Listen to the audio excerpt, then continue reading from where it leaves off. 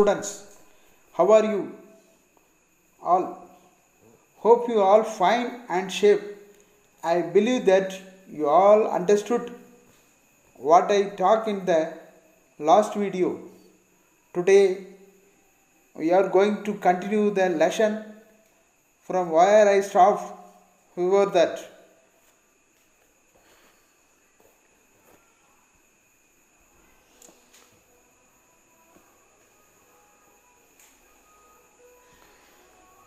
What we learned in the last class, we learned first what is history. History is the study of past event in the chronological order.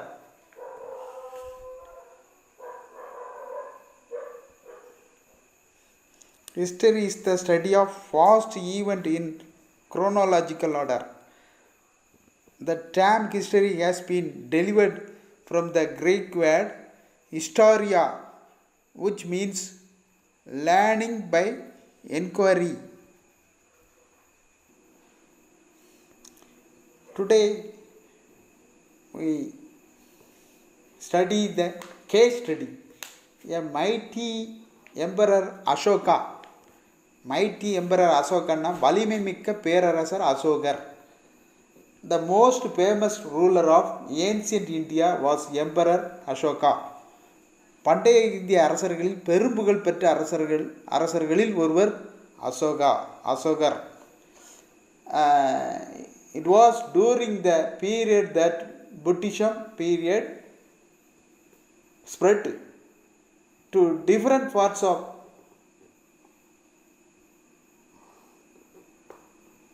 Asia. Ashoka gave up war after seeing many people grieving death after the Kalinga war. இவரது ஆட்சியில் தான் புத்த மதம் ஆசியாவின் புகழ் பெற்ற ஆசியாவின் பல்வேறு பகுதிகளுக்கு பரவியது. கலிங்க போருக்கு பின்னால் பல உயிர்கள் மடிவதை கண்டு அப்படியே வருந்தி போர் தொடுப்பதையே கைவிட்டுட்டார். அதுக்கு பின்னால் புத்த சமயத்தை தழுவி அமைதியும் அறத்தையும் பரப்புவதற்காக தன் வாழ்க்கையை அர்ப்பணித்தார். He embraced Buddhism and then devoted his life to spread the message of peace and dharma. His service for the cause of people, public good was exemplary.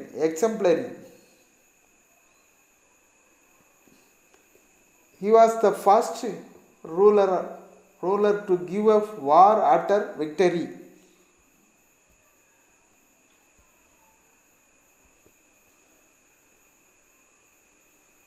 He was the first to build hospitals for animals. He was the first to lay roads. Ashoka Chakra with 24 forks in our national flag was taken from the Sarnath pillar of Ashoka. அசோகர் பற்றி நீங்கள் ஏற்கனவே தெரிஞ்சிருக்கிறதுக்கு வாய்ப்பு இருக்குது. இவருடைய தர்ம சக்கரத்தை தான் நம்முடைய தேசிய கொடியினுடைய நடுவில் காணப்படக்கூடிய சக்கரம் அசோகருடைய தர்ம சக்கரம் தான்.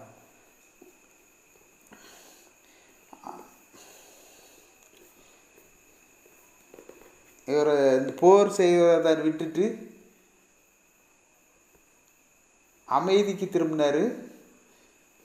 அதனால் மக்கள்கிட்ட சண்டையே போடண்டாம், நம்ம எப்பவும் அமைதியாக வாழலாம்னு சொல்லி இது ஒரு நல்ல வழிகாட்டினார். இவர் காலத்தில் தான் ஃபர்ஸ்ட்டு ரூலர் கிவ் அப் வார் ஆஃப்டர் விக்டரி. அதாவது போரை துறந்த முதல் அரசர்னா இவர் தான். உலக விலங்குகளுக்கு முதல்ல தனி மருத்துவமனை அமைச்சு தந்தவர் இவர் தான். இன்று அவர் உருவாக்கிய சாலைகள் he was the first built up hospital in animal He was the first to lay roads. முதல்ல ரோடுகளை போட்டது இவர் தான். Ashoka Chakra with 24 forks in our national flag was taken from the Sarnath pillar of Ashoka. அசோகர் கட்டிய சாரநாத் பில்லர்லேருந்து தான் அசோக சக்கரம் எடுக்கப்பட்டிருக்கு. Even though emperor Ashoka was great. இன்று அவர்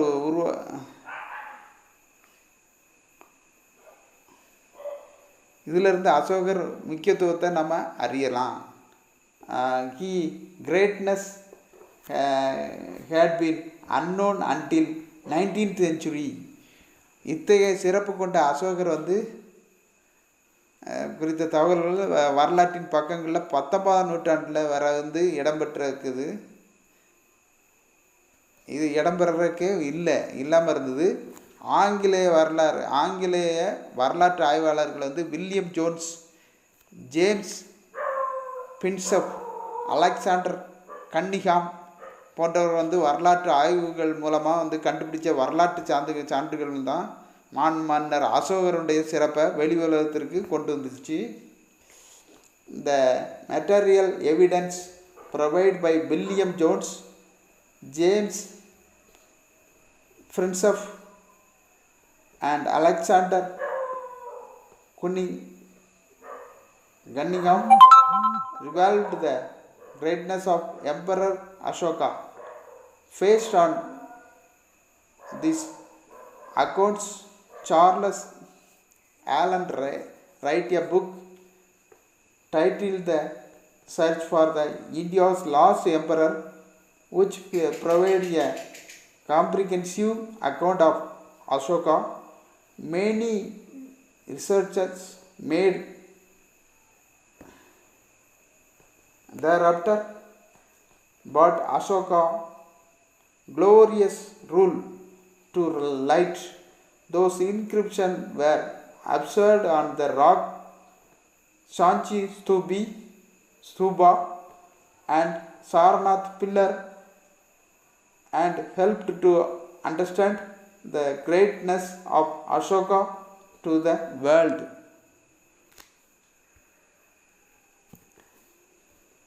அதாவது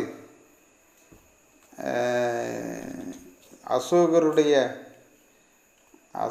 உருவாக்கின சாரநாத் தூணிலிருந்து எடுக்கப்பட்டது தான் அசோக சக்கரம். இது நம்மளுடைய தேசிய கொடியில் அமைக்கப்பட்டிருக்கு. இதிலிருந்து அசோகருடைய முக்கியத்துவத்தை நம்ம அறியலாம்.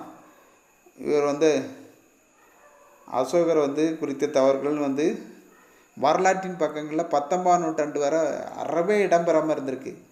அதுக்கு பிறகு ஆங்கிலேய வரலாற்று ஆய்வாளர்கள் William Jones, James Prinsep, Alexander Cunningham இவங்க எல்லாம் சேர்ந்து வரலாற்று ஆய்வுகள் மூலமாக கண்டுபிடிப்பு மூலமாக மாமன்னர் அசோகருடைய சிறப்பு உலகுக்கு வெளியே வர ஆரம்பிச்சுது.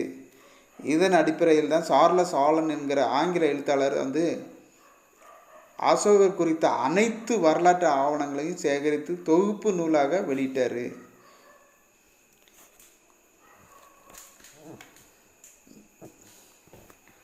Based on the account, Charles Allen wrote a book titled The Search for the India Lost Emperor, which provided a comprehensive account of Ashoka.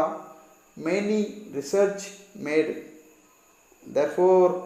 thereafter brought Ashoka's glorious rule to light. These inscriptions were observed on the rocks Sanchi Stupa and Sarnath pillar and helped to understand the greatness of Ashoka to the world. The search for the India's lost emperor. இந்த ஆய்வாளர்களுடைய ஆய்வுகள் மூலமாக தான் அசோகருடைய பொற்கால ஆட்சி இந்த குறித்த செய்திகளை வெளிக்கொண்டு வந்திருக்காங்க. இதற்கான சான்றுகள் சாரநாத் ஸ்தூபிலையும் சாரநாத் கல்தூண்களிலும் காணப்படுது. அசோகரின் பெருமையை நமக்கு எடுத்து சொல்லுது.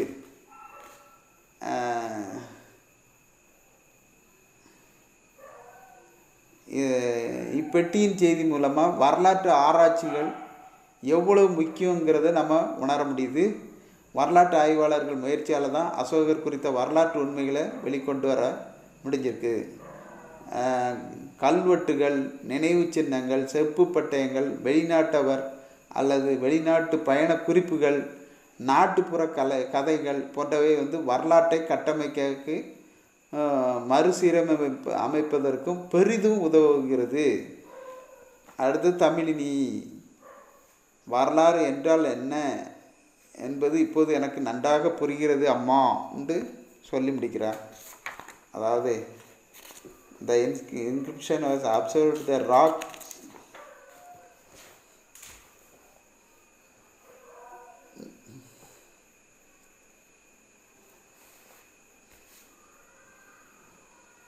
now can understand the importance of historical research, but for the effect of scholar the greatness of Emperor Ashoka would not have come to light. Mother, do you know what proto-history is? Tamilini. That is the period between prehistory and history. Mother. Exactly. The period for which record in writing are available but not yet deciphered is called prohistory. Today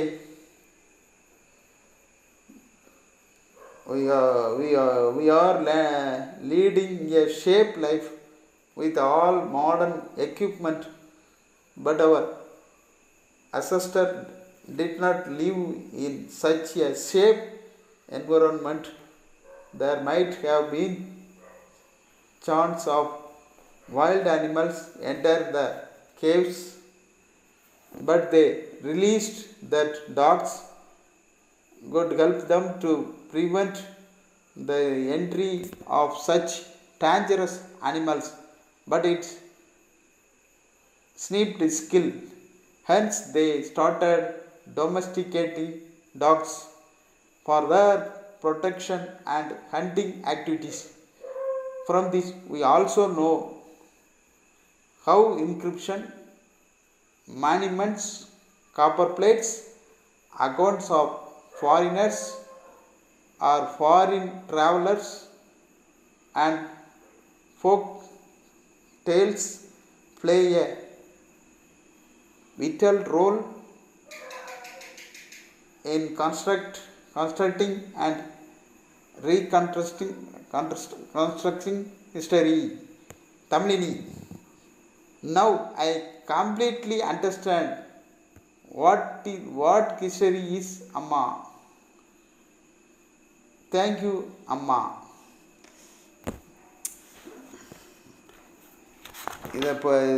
இதை பார்த்த உடனே இப்போ இவ்வளோ விளக்கங்கள் தெரிஞ்ச உடனே எனக்கு நல்லா வரலாறு என்றால் என்னங்கிறது எனக்கு நன்றாக புரிஞ்சு போச்சு அம்மா என்று தமிழினி சொல்லி முடிக்கிறா. இவரில் க்ளோசரி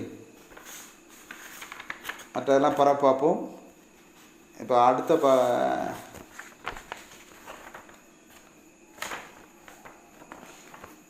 இனி அடுத்த பாட வேளையில் இதனுடைய கேள்வி பதில் எல்லாத்தையும் பார்ப்போம். நீங்கள் அது வரைக்கும் இந்த பாடப்பகுதியில் உள்ள பாடத்தை வாசித்து இதில் உள்ள சின்ன சின்ன கொஸ்டினாக எடுத்து அதை படிச்சுட்டு வாங்க மாணவர்களே.